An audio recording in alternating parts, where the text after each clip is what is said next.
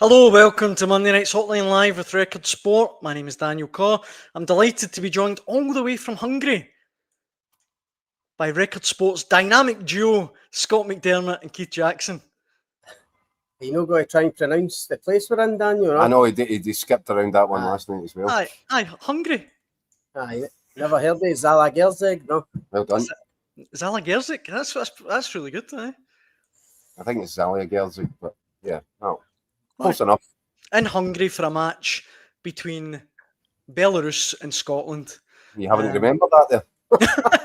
I actually forgot who we were playing for a second. Me and Jack will have to get through 4 countries in one day. I told the story yesterday, Scotty. That's mad. We will talk obviously about Scotland in depth a little bit later on. I have to tell you before you go on, the best part of that entire debacle, but it was a very funny day. My highlight of the whole thing was when we were trying to sort out car hire at the airport. Jokingly, I said to me, Scotty, I says, make yourself useful, go and get us a cargo for the journey. Disappears, right? He disappears. And I'm thinking, where is he? He's gone, we've lost him. 15 minutes later, about 20 minutes later, he just comes over the horizon with a big bag for life full of cans. Surprised they didn't have Brendan Rodgers in it. One word to that, legend. It was legendary behaviour. There's one thing I'm good at, Daniel, it's getting a cargo again. Aye, nice one. So we'll talk about Scotland a little bit later on, but I think the best place for us to start, guys, is on Celtic again, because the chat we had yesterday brought in a lot of comments from angry Celtic fans. Is this thing not coming down yet back home? No. Not really. Judging by the comments, not really. I mean, why don't I actually start with some of the comments and get your guys' take on it? Okay. Scott literally says, I have to thank the Celtic board that's taken terrible Rangers away from being topic number one. Kenny Wilson says, Celtic must be the only club in Europe who can be in such a dominant position on and off the field and try to let their rivals catch them up. Their statement for the fans was embarrassing, and now the club is all over the place with players wanting to leave and fans turning against them. A clear out is needed, but we know it won't happen.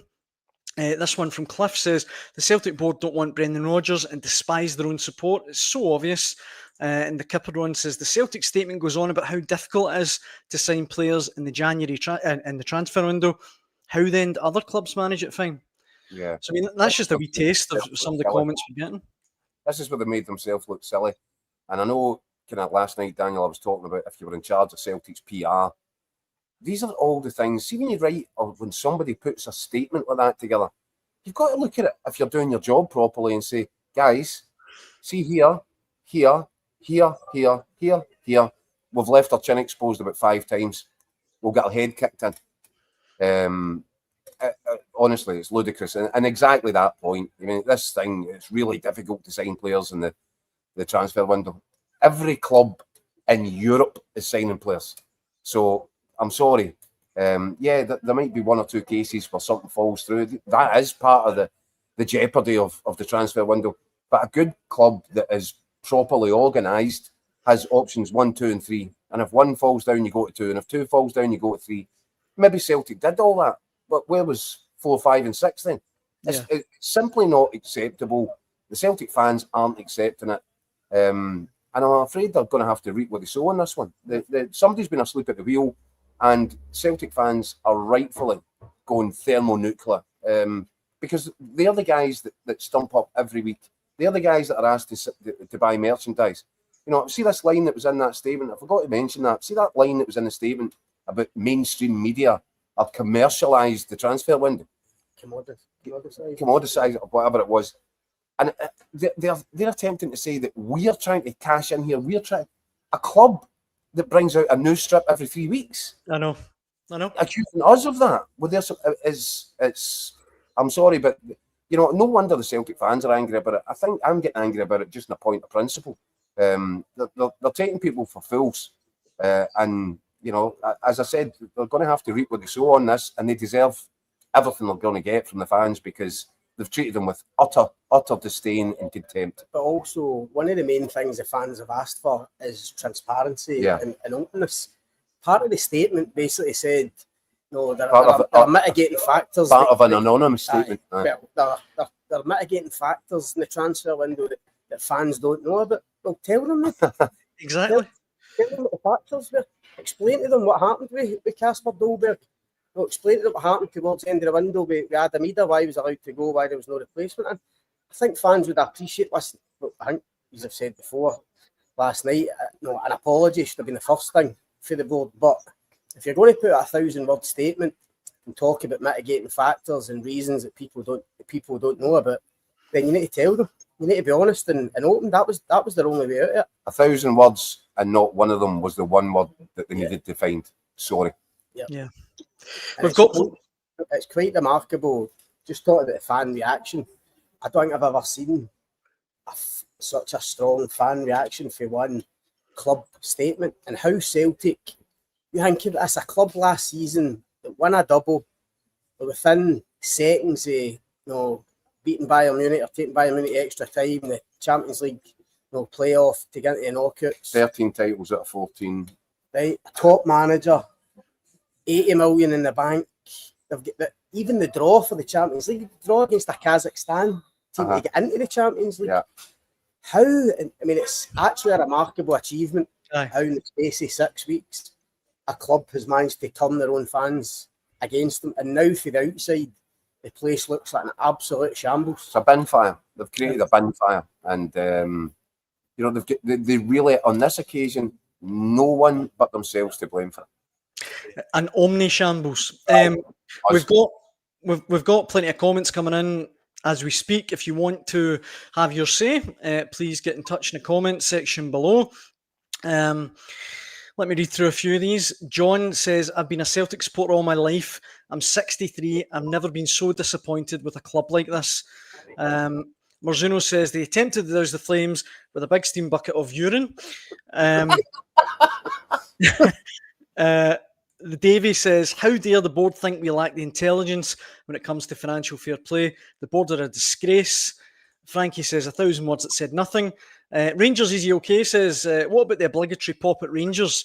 Even their own support can see through that. A club in civil war that have won 13 out of the 14 titles. Please just beat Hearts and put pressure on. Do you know what? Daniel?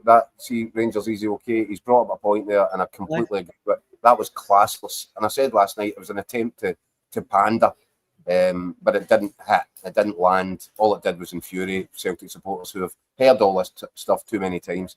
Not caring about what's happening at Rangers. You do your work, do your job. And I'm afraid Celtic have been guilty of failing to do that on a spectacular level. I tell you what though, Brendan Rodgers' press conference on Friday is going to be absolute popcorn. Box office. Yeah, it's going to be great. We should say as well that Celtic have been back training today. Kelechi Iheanacho has touched down. But as you say, Scott, for the Kelly away at the weekend, it's going to be absolutely dynamite. It's just going to be really interesting, intriguing to see how Brendan Rodgers deals with it. Does he try and come out and somehow defend the board and the dealings in the transfer window?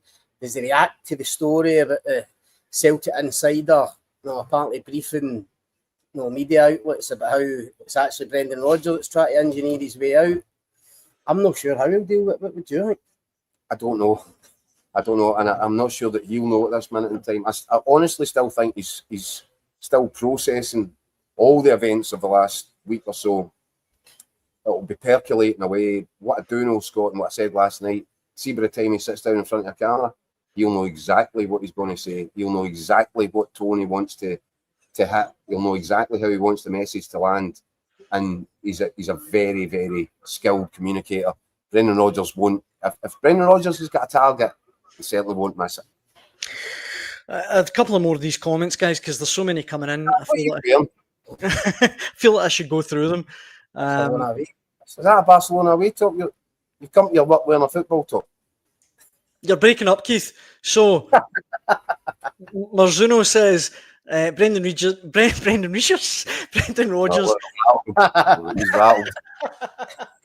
Brendan Rodgers needs to pick the right side and let the chips fall where they may. Euro Muppet says Celtic were well within the UEFA constrictions. They made a 30 million profit, 11 million last year. They could have signed players without going into debt, so the statement is false. David says they took the support for granted for too long. It's time for the fans to bite back. And Paul says, Keith, the board are incapable of saying sorry because in their view, they have done no wrong. Well, that's astonishing. And by the way, it might well be correct, but it is astonishing. If they lack the self-awareness to realise, and maybe they do, Dan. What did I say to you last night? If you're in charge of the PR machine there, you get that statement, you throw it in the bin and say, look, lads, do you know what? What you actually need to do is just come out and apologise and say, we have let you down. We have let the manager down. We promise this won't happen again. Please forgive us. Stick with us. We can get through this season together. That's what they had to do. But you're right. The comment there is probably correct. Maybe they don't. Maybe they think that everyone's ticket to boo. They're in for a shock if that's the case. And we said last night as well, you'd have been better just saying nothing than that statement. They've taken a really bad situation and made it 100 times worse, which is almost impossible. Yeah. I think Brendan Rodgers will have his say at some point. No, it might not be on Friday, might not be any time this season. He'll say something on Friday because he knows he has to. Say something, but I think he'll have his proper say.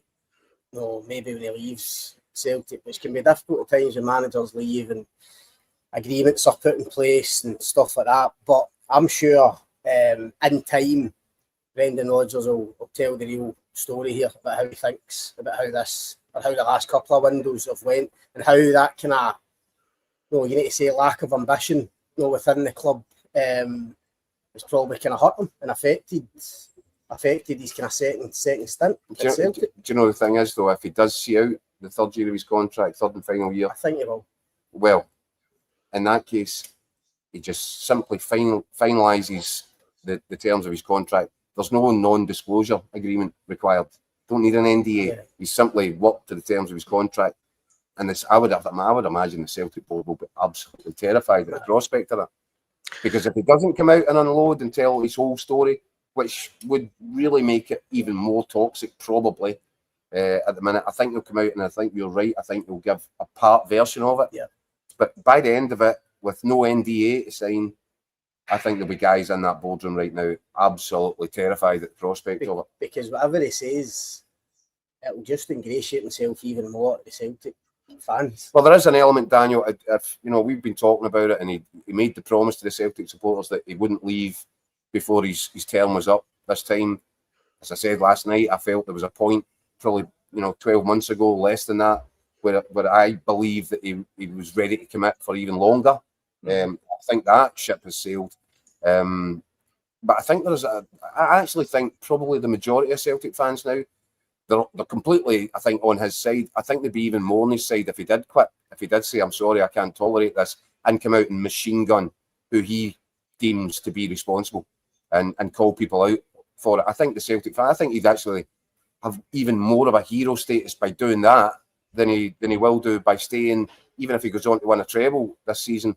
I think it's gone beyond that now. I honestly do. I think I don't know how Celtic have managed it, but I think they could win a treble this season and it's not going to satisfy anybody because of this situation that they've managed to drop on their own doorstep. I think you might be right by that. I really do. We can't speak for every Celtic fan, but I don't think there's one out there right now that would begrudge him walking away. And I've read out plenty of comments. They're still coming in. If you want to have your say, please do so. We should really crack on though, guys. The other domestic issue that I wanted to bring up with you is Nico Raskin. He scored for Belgium the other night and looked really good by all accounts. And he said, Scott, that any chance of a transfer away from Rangers is out of the question. He's staying. That's because the window's shut. I was just about to say I know he had to stay, but you know what I mean. I've said before, it's a massive season for Nico Raskin because it's a World Cup. No, we're going into that. You get World Cup next summer to aim for with Belgium. As you say, scores his first goal for his country the other night. In fact, it was picked to start again. Thanks, guys. Cheers. The fact it was picked to start shows how well he's done. What was it? No, they're outside. I'm guessing that's the Scotland bus just arrived. I thought we were getting a round of applause for Hotline Live there. which is quite big in this part of it. What's the name of the town? Oh, it's a massive field, Dan. You should come Very out big. one. Aye, Raskin. So he was picked the other night. You know, look at that midfield. I think he was picked with Tielemans and De Bruyne. You correct me if I'm wrong, Daniel, No, I think you're right. Aye. that's kind of company he's keeping. Scores his first goal, plays well. And it was inevitable he was going to get asked, obviously, about his kind of club situation while on international duty.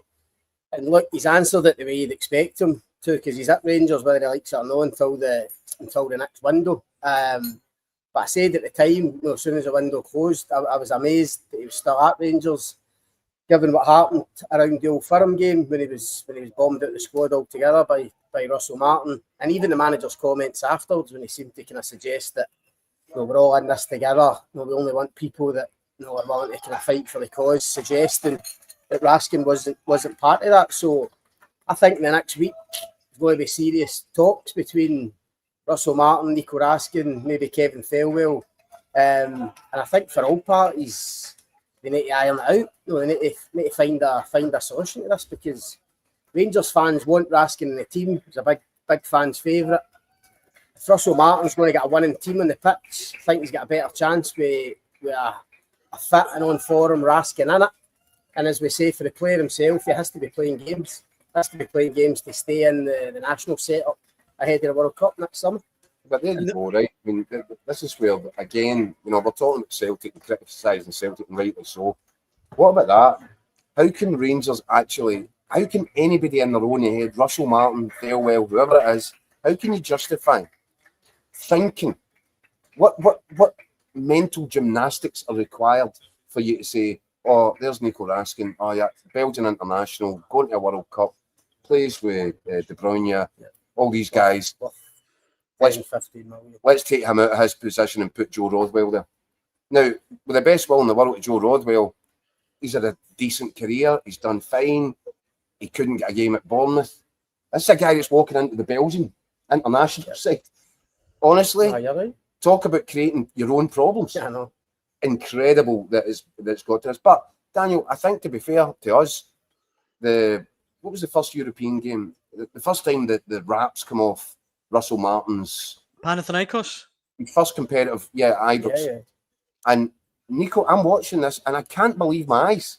Nico Raskin is having to vacate his area of the pitch to allow Max Aarons to go and play in his area of the pitch.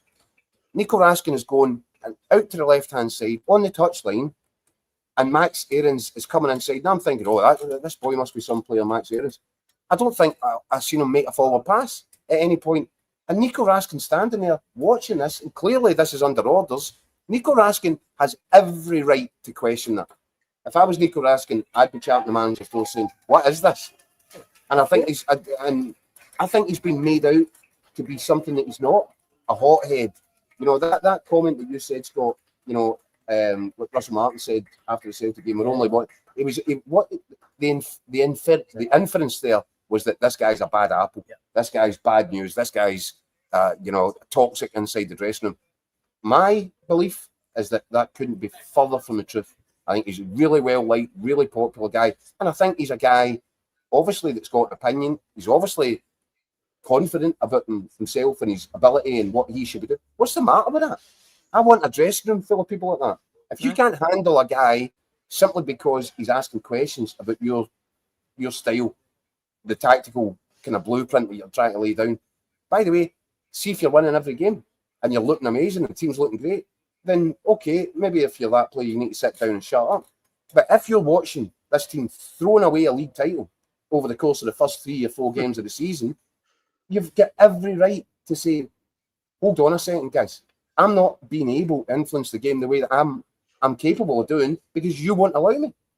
I think Russell Martin's going to have to, and he's had time to reflect, and he better use it wisely because he needs to take a big step back and he needs to dilute his ego a little bit and wind it in and realise I need harmony here and I need my best players on the pitch. And Nico Raskin, without question, is Rangers' most influential player. The thing is, though, Jack, I agree with you, but it does, because of the circumstances, with the transfer so close to the transfer window, to say, talking about a World Cup year and that, it does look like Russell Martin's kind of won this fight at the moment. So the real interesting thing is what happens next. He's won the fight initially because Raskin... How's he won the fight? Oh, because he wanted rid of Raskin. You know that he wanted rid. There's no doubt about it. You don't treat a player like that. He was desperate to get rid. He wanted him out before that window shut, and it hasn't happened. In terms of bombing him out the squad, Raskin's the one that's going to need to go back cap in hand to Russell Martin. I don't know. Well, if I'm in charge of Rangers, right, and say I'm Andrew Kavanagh, and I know I've got a player here that walks into that Belgian first 11 and will go to a World Cup. The value I'm placing on him, he's an asset, my best asset I've got. I'm telling you right now, I'm picking up the phone to Russell Martin and saying, you better get this sorted. This boy needs to play. You're right, but his comment after the games we've just said was basically saying to Rico Raskin, you better toe the line, you better do what I ask you to do, or you'll not be part of it. And that's where these talks are going to be so interesting, because, as I say, I think Rico Raskin is going to go back a bit cap in hand and say, right, okay, what do you want from me? What do you want me to do? And as you rightly said, so far, whether Russell Martin likes it or not, what he's been asking Rico Raskin today doesn't suit him. It doesn't help the team, or it hasn't helped the team. I think Raskin himself sees himself as a kind of number 6 sitting midfielder, as a 2 sitting in midfield. So he's good in that position. I think Barry Ferguson proved he can also play one up as an 8, but he's got to play central, where he can get into the box and score a couple of goals as he did last season towards the end of the campaign under Barry. The switch that Barry Ferguson made to his positioning was effectively what got the headlines and what got Nico Raskin into Belgium starting 11, because he was a 6, a very good 6, but not a great one. And he might grow into that, but Barry Ferguson realised and had to have this conversation. This wasn't something that Nico Raskin necessarily agreed with, by the way, but he certainly ended up agreeing with when he got the rewards for it. He started getting goals, he started getting the headlines, he started getting man of the match awards, and he walked into that Belgian starting 11. The position Russell Martin started Raskin in this season is this kind of wide number 8, where he's stuck out on the left-hand side. Letting Max Aarons come in. He's back to goal a lot of times, just didn't suit him at all. But because results were so poor domestically, Russell Martin has gradually changed it. St Mirren away game, he brought the 2 number 8s in a bit closer. Even in the last European game, it was the Old Firm game, where he played for the first time with 2 sitting midfielders, where it was Barron and Diomande sitting, obviously with Raskin out. So can Raskin come in there and play beside a Barron, a Diomande, even a Rothwell, and get back to that role that he thinks he's best at as a number 6? But because there's 2 of them in there, he's still got a bit of licence to get forward. I think it's going to be really interesting, the talks he's going to have with the manager, but also how Rangers set up for this next game at home to Hearts, and whether Raskin's going to be involved or not. I think Raskin's got, and I hear you, Scott, and you're right, of course, and Raskin is going to have to wind it in a little bit, but at the same time, if I'm his advisor, I'm saying to him, listen, let him squirm here, because you're a guy, if he treats you badly here and you don't play for the, you can wipe £6 or £7 million off your transfer fee. And if I'm Andrew Kavanagh, I'm looking going, we've got a manager that's not doing very well here, and we've got a player, a major asset, whose price is dropping by the day. I think Russell Martin needs to be careful, and I'd be advising Nico Raskin, okay, I accept you're going into a negotiation or into a conversation, and you might be a little bit in the back foot, but you're not entirely in the back foot, because Russell Martin needs to be really mindful that somewhere along the line, somebody might make the decision, do you know what? He's more valuable to Rangers than the manager is. In the comments, Stephen says, forget the Old Firm, it's Scotland's night. Come on, Scotland. And I say that, guys, because the Scotland team lineup is out, the starting 11. Gunn, Robertson, McTominay, McGinn, Gilmore's in, Che Adams, Suter, McKenna, Gannon Doak, Ferguson and Johnston. So Lyndon Dykes drops to the bench, and Gannon Doak and Gilmore in from the start. Yeah, which way, like I said last night, that was exactly what I was expecting. But because it's Steve Clark, you can never be too sure. Obviously, there's other changes there. McKenna's coming into the starting lineup instead of Hanley. Yep. I think that'll be because Steve Clark knows we're going to be playing higher up there. Yeah, exactly. If there is a break, McKenna's quick. And so quick. Aaron Hickey, loved having him back in that starting 11, but I completely understand in terms of The guy's been out for 2 years, 2 games in a couple of 2 or 3 days. Might have been too much. It clearly has been too much of an ask. Max Johnson will come in and do fine. But for me, the big change there is we're putting Billy Gilmore in because we're going to have the ball and we're going to control this game in a way that we Steve Clarke clearly decided that we weren't going to be capable of controlling the game in Copenhagen. Billy Gilmore's going to come in there. I'm sure, by the way, before a ball was kicked in Copenhagen, Steve Clarke sat Billy Gilmore down and said to him, Billy, you're not going to play in this game, and here's the reasons why, but don't worry about it. You're straight back into my starting lineup. And I'm sure he had similar conversation with Ben Doak or Mick Gannon Doak. I'm telling you, Daniel, Steve Clarke, he kind of admitted it to it yesterday. He had 2 teams in mind for this doubleheader weeks ago. None of this is not reactionary to what happened on Friday night. This is just simply the 2 teams that he had in mind before he even stepped on a plane to leave Glasgow. And it's all done for a reason and for a purpose. And I completely agree with that team selection. Right? I like it. That's a great team selection. What it does is it allows Billy Gilmore to get on the ball, direct the traffic, control the midfield, and it allows Scott McTominay to play 30 yards further up the pitch. He's dropped Lyndon Dykes. Lyndon Dykes has come out of the team. That means McTominay is basically going to play as a second striker. Even allows Ferguson to go on a bit it more does. than Gilmore. Yeah. And we've seen what Ferguson can do in terms of adding goals. I really like that team. I think McGinn will play slightly to the left. You'll have Ben Doak on the right. You'll have McTominay through the middle as a second striker behind Shea Adams. It's everything that we thought it would be, and McKenna gives you good balance, Daniel, as well as the pace. So Hanley was quite rightly in the team the other night because you knew what type of game it was going to be. It was made for stick your head in Grant Hanley, but we're going to have a lot more of the ball tonight. And McKenna with the left foot just gives you that balance in terms of building up your attacks, on the left hand side. So I really like it. I wouldn't argue with. Different for the other night when our kind of jaws dropped in the press room and the team sheet came through, but I actually quite like that. I think that's for this type of game against this type of opposition. That's pretty much the team we would have went with. Well, that is. You'd have Hickey playing. You'd have Hickey, 100%. Now, and here's the point, right? Yes, we looked at that team sheet in Copenhagen, and it was just utter despair. It was sagging our shoulders. It was heads in hands. But you know what?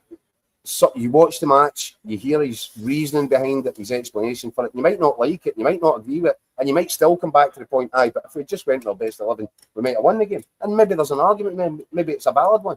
But for me, listening to Steve Clarke, talking about studying the last time we were at Copenhagen, how badly it went, I think a lot of that was on him, by the way, because his team selection that night was a shambles. But he devised a plan that would allow Scotland to get out from the back in a way that we weren't able to that night. And that did mean playing with, kind of 2 battering ram centre forwards that give you a landing strip halfway up the pitch, hit them, let Lyndon Dykes win his headers, get the ball into Shea Adams, let him hold off a defender. It worked. Now, whether or not you liked it is neither here nor there. The point is we got a point. That is the point. And it allows us now, this is the Scotland that we want to see. And it allows us now to go, hopefully, totally control this match from the kick-off. And let's hope that we can get, 2 or 3 goals. I've gone 3-1 Scotland. I hope I'm not being overly confident, but I don't think I am. I look at that team, I look at the players with it, and I think we are way too good for Belarus. We certainly should be. And if we play to our potential and we approach this game with the same mentality as we approached the game in Copenhagen, I'm sure we will, by the way. Yeah, it'll be hard. They'll make us work hard for it. Be no doubt about that. They'll be physical. They'll be difficult. They'll be stuffy and stubborn. But I think our quality will come through in the end and we'll win by a couple of goals. Mark in the comments says something that a lot of Scotland fans have been saying. Kieran Bowie, do you think he'll get much time in the pitch tonight? If at all? I think it depends how it's going, Daniel, but if Keith's right and we can get a couple of goals in front, then I don't see why Kieran Bowie wouldn't be used off the bench. Obviously Dykes is on the bench, so he's obviously kind of ahead of him in the pecking order at the minute. But depending on how it's going, I think Clarke would want to get Bowie on the pitch at some point. So I think if we can get 2 in front in the game, at any point, then he might get some minutes. I think there's the potential that if we can get in front in the game, and it looks as if we've got it under control, we could either take McDermott off with 20 minutes to go and go with 2 strikers at that point. If McDermott comes out the pitch, you put a Kieran Bowie on along with a Lyndon Dykes, take Shea Adams off. But that's all going to depend on the context of the game. You can plan for every eventuality, and you can have this perfect idea in your head of what you want, but all it takes is a guy to get sent off 5 minutes in and everything changes. So I think in an ideal world, Scott's right. If there is an opportunity to get him on and get him capped, I'm sure that Steve Clark would look to do that. And I'm excited about him as well. I think what a chance he's got. Yeah, the first goal's crucial, Daniel. I know it's a cliche in these games, but against this type of opposition, when you get that first goal early, it just means Belarus need to come out a wee bit. The game opens up slightly, and then there's more space for Scotland to play in. And listen, that's why Gannon Doak is in the team tonight, because we know he's... Can we just call him Wee Mick for now? He's the spark. He's the guy with maybe unfairly kind of pinned our hopes on as being the difference maker, a game changer in the Scotland squad, because he's got lightning pace, brilliant dribbler. There's nothing unfair about it, Scott. We were in Zagreb to watch him absolutely terrorise Guardiola. Destroy them. £90 million, the most expensive defender in European football, and he tore him to shreds over the course of that 90 minutes. From the first time he got in, it took him probably about 15 minutes until he get settled into the game. But the first time he had a run at him, Guardiola looked over and said, "What is this?" And he'd continued to do it over the course of that game. And not only that game, it wasn't just a one-hit wonder. He's up against Guardiola again at Hampden, and he did him the same. He absolutely roasted him over the 2 games. Yeah. That's why it's not unfair. That's why we're not heaping too much on this kid, because we've seen what he's capable of, and he's just going to grow into this Scotland jersey. He's going to become better and better. And as I said, we've been crying out. We've been looking at Wales all these years, like Gareth Bale. So when have we got to get one of these? This kid has the potential to do something really similar in a Scotland shirt, and I'm loving it. And you can't underestimate. You're right. When you think about Bale, he was the guy. He was the difference in Wales. Wales were an average side with an absolute superstar in it. Just that one player. In these international games, the way it's set up now, having that one player that makes a difference can be the difference between getting to a World Cup and not getting to a World Cup. 100%. It's simple as that. Let me run through a few Scotland comments before I wrap up tonight's show, because we've got plenty coming in, and if you want to have your say, please do so. Kyle Gunn, friend of the show, says, Scotland question, defensively excellent against Denmark. Clark deserves credit. Do we need to take the game to them tonight? I think the starting lineup definitely suggests that. Michael Burke says, come on, Scotland, don't make this up. 4 points from 2 away games is a very decent result. Your loyal Muppet says, I hope it's not the same old story. We play well against the big teams, but struggle against the minnows. Davey simply says, let's make no bones about it. This is a must win. And Rebel asks you guys, what is the surface like? And I would just tack on at the end of that. I know it's behind closed doors, but have you seen much of the Tartan Army? Seen a few of them talking about. I don't know what the hell they're doing here, to be perfectly honest with you. But they brought their flags. I mean, that is one thing. I was sitting, we were in a restaurant earlier, and there was a group of Tartan Army. As I said, good luck to them, but it's almost like before they leave a room, wallet, credit cards, passport, flag. Have you got the flag? You've got to need the flag, because whenever they go, the flag goes up. But look, it's their thing. I hope they get access to watch the game on TV. It'd be terrible if the game's not live here and everybody else back home gets to see it and they don't. They're outside the ground just now. Look, do you know what? Good luck. Outside the Maybe. In terms of the surface, I walk out in it yesterday. It's not perfect. It's not bad. It looks fine. I'm sure it'll play okay, but it is a little bit rutted in parts. It's certainly not, pristine condition, but I don't think you could possibly use it as an excuse. Scotland should be able to get the ball down and play in that 100%. Yeah, come on, Dan. I think we're starting to battle against the Tannoy guys, and your signal's going a little bit as well. Scott in the comments points out I think Greece will beat Denmark. So before I let you go, guys, you say 3-1 Scotland, Keith. Scott, what are you giving it? I think 2-0, Daniel. I think 2-0 would do us. I'd love more goals, but we've never really been a team that goes, especially against these teams, and racks up 4 or 5. I hope I'm wrong, but listen, I would take 2-0 just now. It's one in the course.